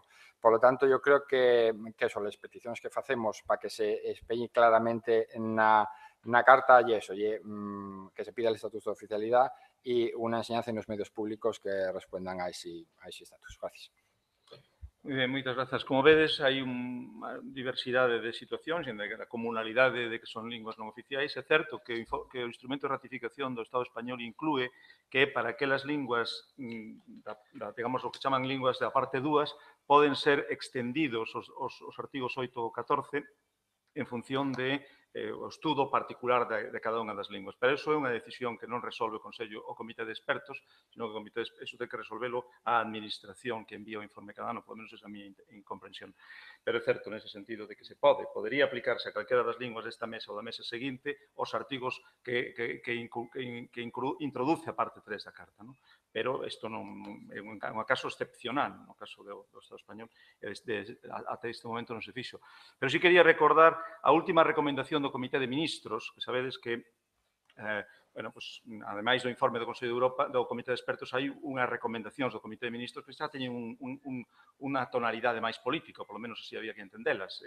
xa son a última folla, digamos, do informe, que isto é público tamén, e a última destas recomendacións, do último informe, di considerar extender el reconocimiento de aquellas lenguas regionales o minoritarias con carácter cooficial en 6 comunidades autónomas a otras comunidades autónomas en tanto exista un número suficiente de usuarios de la lengua regional o minoritaria en cuestión. É dicir, esta é a última recomendación, que son máis que recomendacións, son obrigacións, ainda que se chamen recomendacións, teñen este elemento de que hai que facelo. Asinaches un tratado e debes cumprir non só co que asinaches, sino que a facer caso tipo de recomendacións. Bueno, isto está no último informe. Bueno, pasamos ao turno de intervencións.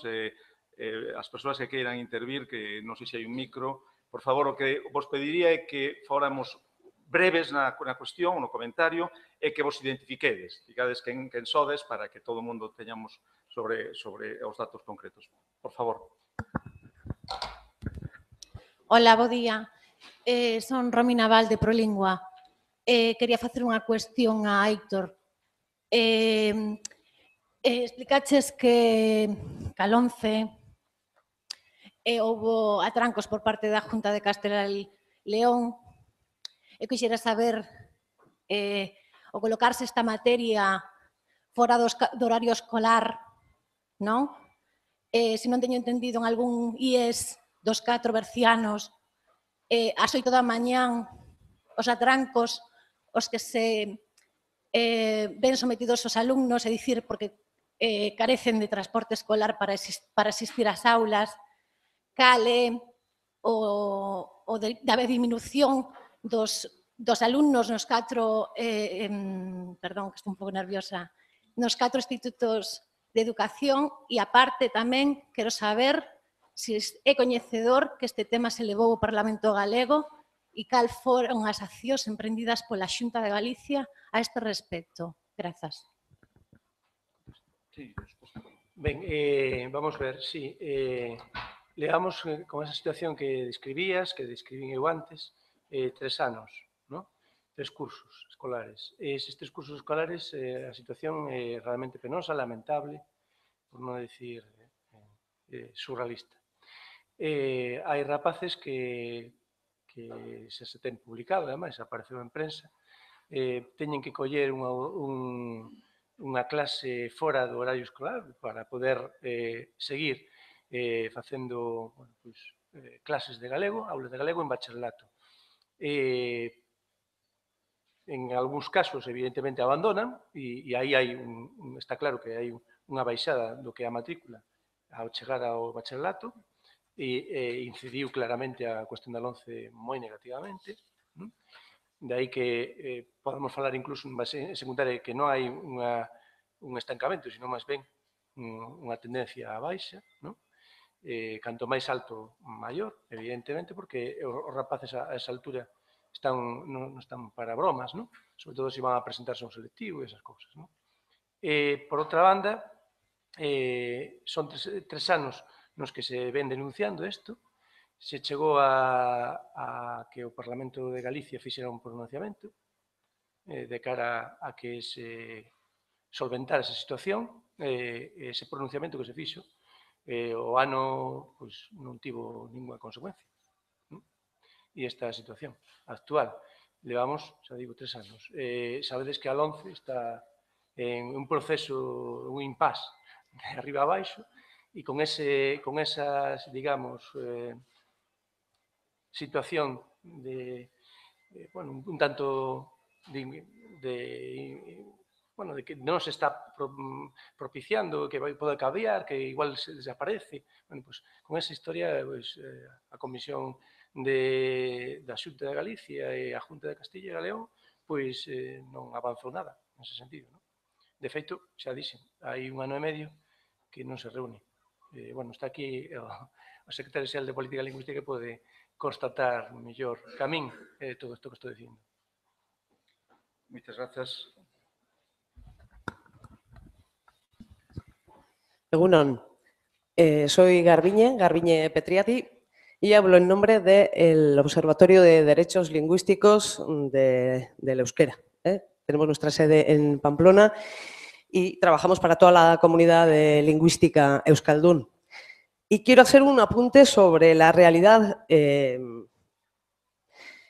jurídica del euskera en Navarra y de alguna manera también hacer un aporte al tema anterior que se ha tocado desde la mesa.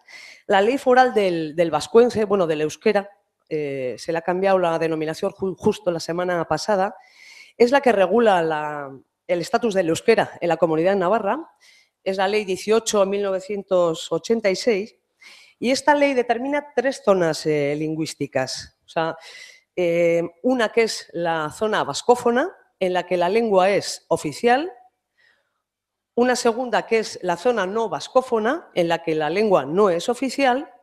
Y una tercera, denominada zona mixta, en la que, bueno, carece de oficialidad del idioma, pero sí goza de cierta protección, vamos a decir. El territorio donde la lengua carece de oficialidad abarca al 90% de la población de la Comunidad Foral de Navarra.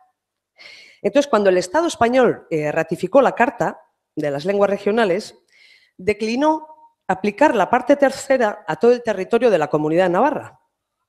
Aplicó esta tercera parte solamente a la zona donde el euskera goza de oficialidad, léase el 10% de la población de la comunidad autónoma, o de la Comunidad Foral Navarra. A pesar de que el Estado manifestó que en las zonas donde el euskera carece de oficialidad aplicaría la parte 2 de la Carta, en la última evaluación, en la valoración de la parte 2 de la Carta, no se hace ninguna mención a Navarra. No se explican las razones por las que no hace extensible la protección ofrecida en la parte 3 a una zona de una comunidad donde la lengua goza de carácter propio, aunque no goza de oficialidad.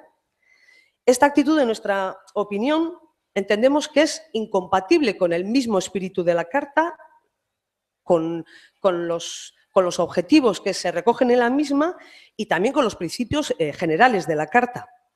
Además, la interpretación realizada por el Estado en cuanto a aplicar únicamente la parte 2 a las llamadas zona mixta y no vascófona es contraria incluso a la propia ley del vascuence en vigor en el territorio. Según esta ley, hemos comentado que en la zona vascófona es oficial el euskera, pero dice que, bueno, que el euskera es un idioma propio de la comunidad, de toda la comunidad.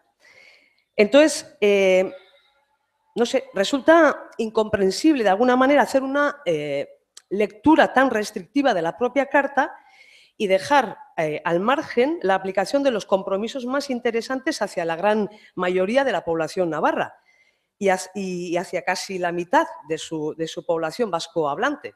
Y bueno, esa realidad también ha quedado patente hoy en este foro, ¿no?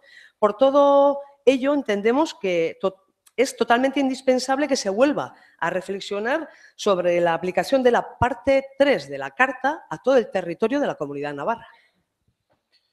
Moi ben, moitas grazas. Querías contestar, por favor, señor Sisto Molina, que contestará a estos puntos. Sí, una matización y quizás una pregunta a los ponentes.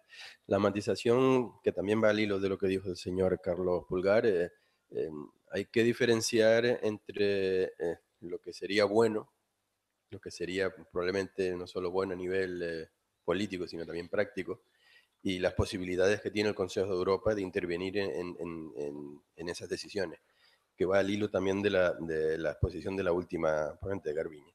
El Consejo de Europa no tiene ningún medio para influir en que el Estado decida cuáles son las lenguas que va a aplicarle el capítulo 3. Ninguno. Es el propio Estado que decide cuáles son las lenguas que le quiere dar una protección superior, al artículo 8, 14.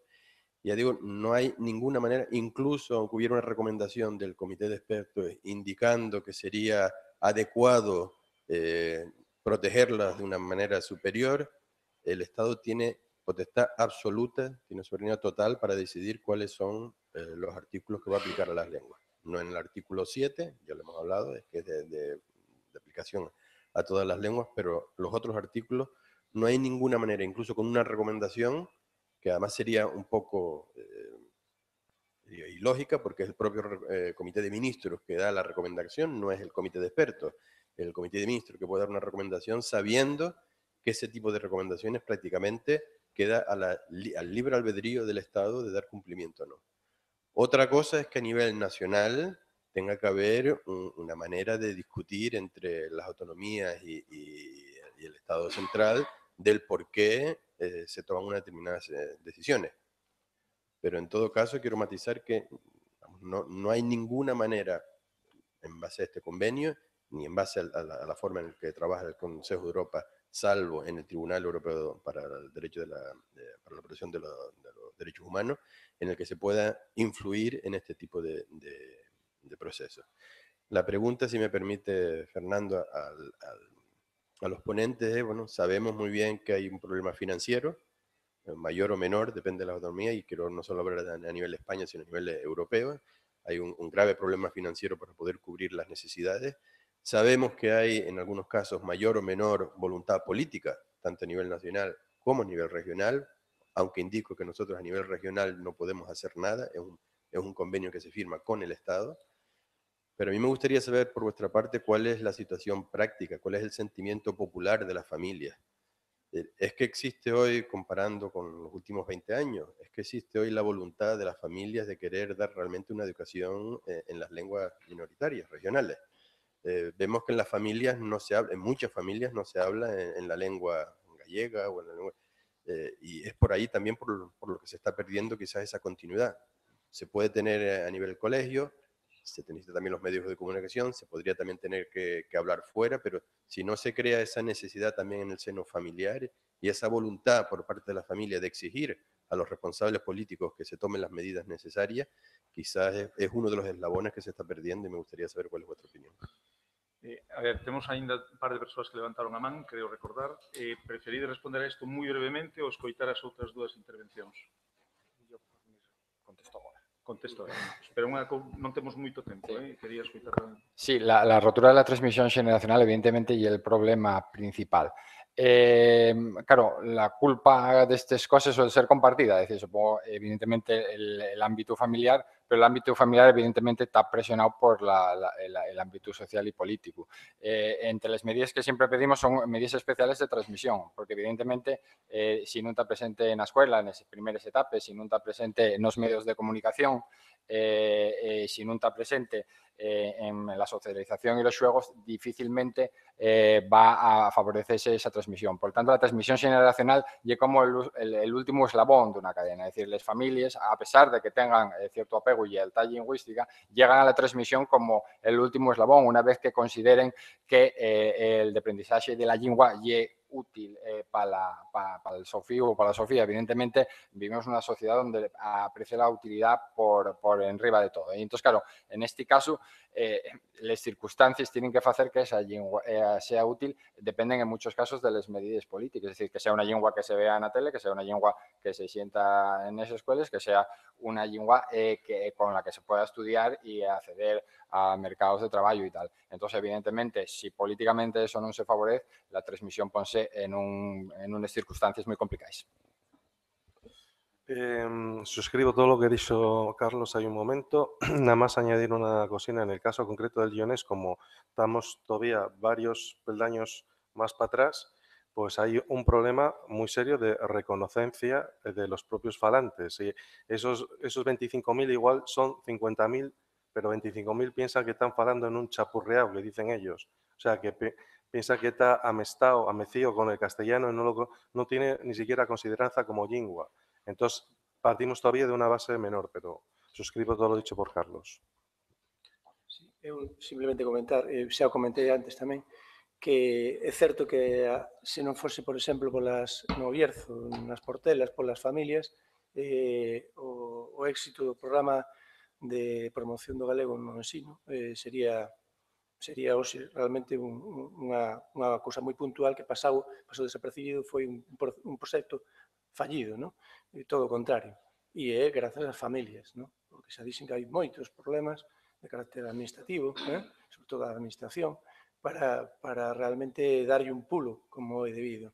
Se non fose polas familias, esas 1000 familias que apoian anualmente, curso a curso, ese programa, este programa seguramente estaría extinguido, non? E máis, eu creo que este programa sería maior, sí, como dixeron os meus compañeros, aí coincido, a administración apoiara dunha forma resolta, decidida, ese tipo de proxectos, non? Sí. A ver, eu quería facer unha puntualización sobre o que di Sisto, creo que se chama. Si estou de acordo completamente con Carlos Pulgar na cuestión de que hai unha necesidade de que exista unha oficialidade do asturiano para que teña un rango superior ou do galego de Asturias. El supoño que, bueno, o diría como unha especie de reivindicación. Sei perfectamente que o Consello de Europa nese aspecto non pode facer nada, que a culpa realmente a ten o goberno do Principado, que non se entera de nada ou non se quere enterar, que é máis difícil. E hai unha cuestión de visibilización das linguas en Asturias. É dicir, moitas veces si son visibles no ámbito no eido familiar, pero non o son no ámbito institucional. A min o que me gustaría saber é o Consello de Europa quen elixe os referentes ou as institucións que van confeccionar ese tipo de documento final. É dicir, porque unhas veces pídese á Real Academia Galega, por exemplo, un informe sobre a situación do galego de Asturias e outras veces a Academia da Lingua Asturiana. É dicir, quen elixe eses referentes ou por que non se poden elixir os dous referentes?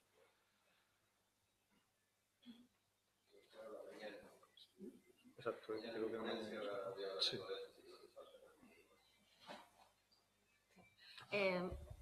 Bueno, no noso caso sí que hai transmisión generacional. A última encuesta sociolingüística foi feita en 2016 por Analicia Manso Flores e o 91 ou 92% dos estudiantes de secundaria do Instituto Valdexánima, dos 3 lugares, falaban entre eles a súa lengua.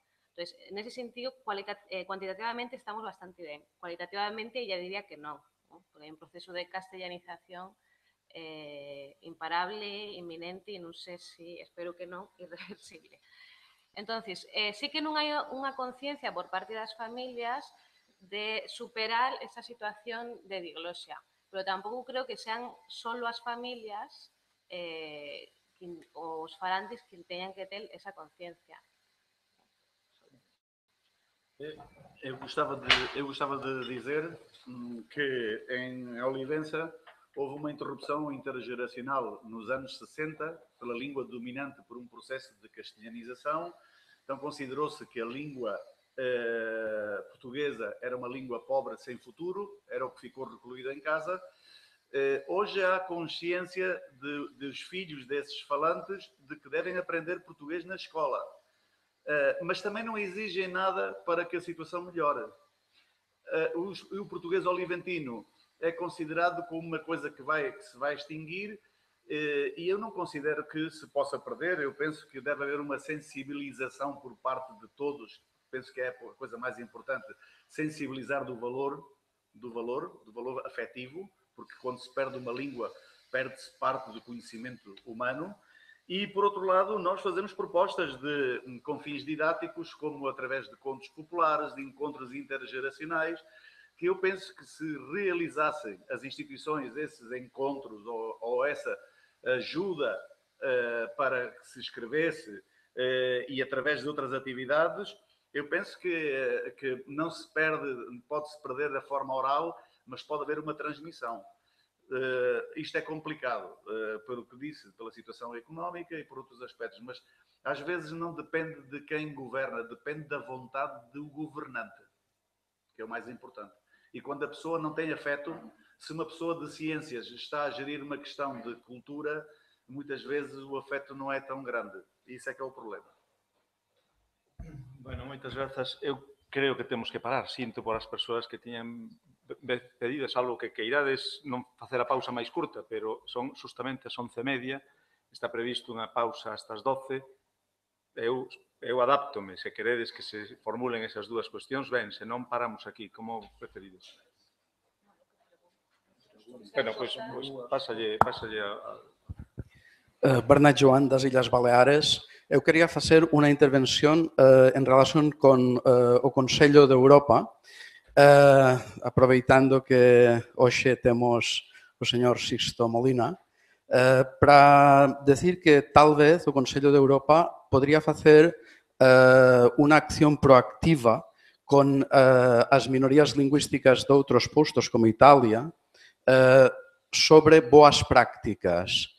Eu penso na situación do Instituto Cultural Ladín na Ladinia ou de as experiencias no campo da saúde en Friul e outras prácticas. Se a iniciativa surxe do Consello de Europa, pode talvez ser máis interesante para os gobernos e máis fácil de aplicar nas comunidades autónomas, non sei. E, ainda máis, a divisa de Europa é unidade na diversidade. Europa non se pode permitir desafección neste campo. Ainda que o señor Sixto Molina falará desto probablemente mañá, hei de decir que xa temos xa o Consello de Europa fixo o ano pasado unha lista de boas prácticas. A cada membro do comité de expertos pediunos un exemplo de boas prácticas. Por exemplo, eu recoñezo que, e despois se discutido en plenario, pusemos o feito de que Melilla ou a Macique pois teña un recoñecemento institucional. Eso era unha boa práctica e tamén o aranés como lingua oficial na que con moi poucos falantes aplícanse toda a parte 3. Eran exemplos onde se podían poñer outros. Logo poden facerse moitas máis cousas, pero unha lista de boas prácticas para cada estado xa existe. Así en xeral, como breve, pero existe. Sí, sí. Bueno, se acaso eso podemos tocarlo. Tiña unha palabra tamén Gabriel, creo, ¿no? Son Gabriel Reidoval. Quería preguntarlle aos membros da mesa se algunha vez consideraron actuacións conxuntas das diferentes linguas e variedades que están presentes na mesa ante o Estado español, que a fin de contas é o que ten boa parte das competencias para a promoción ou polo menos para a visualización desas variedades. 3 das variedades que están na mesa son ou están relacionadas co galego e outras son variedades occidentais, en todo caso. Eu quixera saber se consideraron esa posibilidade, porque parece que as variedades ou as linguas por separado teñen unhas posibilidades limitadas de promoción tanto ante as autoridades autonómicas ou regionais como ante a autoridade central, non? Grazas.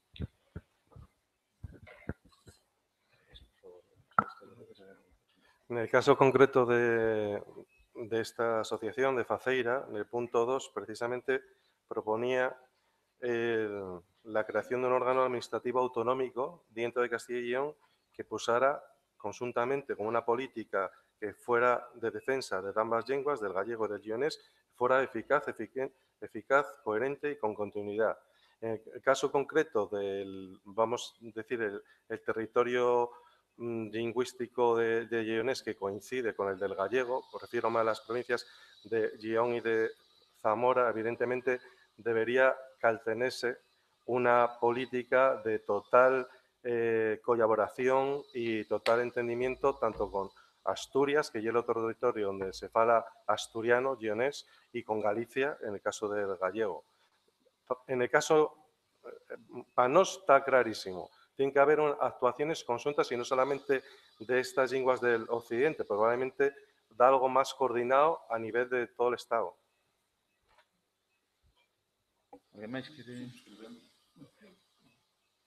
De todos modos, non sei se se sabe que no Estado hai unha administración que é a Oficina de las Lenguas, que non se reúne prácticamente, pero que podría, creo eu, ainda que está pensada para as lenguas oficiais, reunirse 2 veces, así non lo comentaron no último informe, o Consejo de las Lenguas coas Oficinas das Lenguas, pero quero dicir que é un espazo idóneo, na miña opinión, vaya, para abordar, cando menos, un diagnóstico real das minorías lingüísticas do artigo 7 en todo o Estado. Que non existe este diagnóstico, como se puso sobre a mesa, que o número de falantes que temos é sempre, non sei se intuitivo ou perceptivo. En todo caso, non hai un traballo, e por aí poden ir os tiros. Pechamos aquí hasta as 12, nada máis. Un aplauso para os participantes. Moitas gracias.